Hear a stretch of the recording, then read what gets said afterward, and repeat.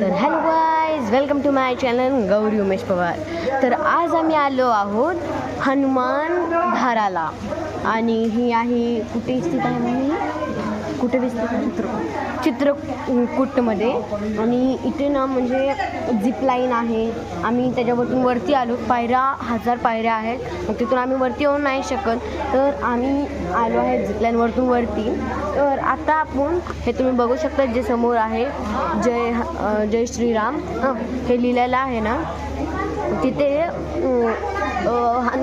रामजीने बाण मारला होता आणि हनुमानजीचं जे हे असतं ना, शिपटीला आग लागली होती, लंकाची लांबून लंका जळवली होती ना त्यांनी तर इथे बुजली होती ती, कारण की रामजीने इथे बाण मारला होता आणि इथून पाणी आलं आणि त्यांची शेपुटीला जी आग लागली होती ती विझली. तर आता आपण पुढे जाऊया आणि पुढचे हे तुम्हाला दाखवते मी आता. मग आपण पुढे जाऊया. बघू शकता पाणी येते इथे वरती पाणी येते त्या लोट्यामध्ये पाणी येते. आणि हे सगळं म्हणजे आम्ही खूप दिवसापासून प्लॅन केला होता, तेव्हा आम्हाला हे बघता आले.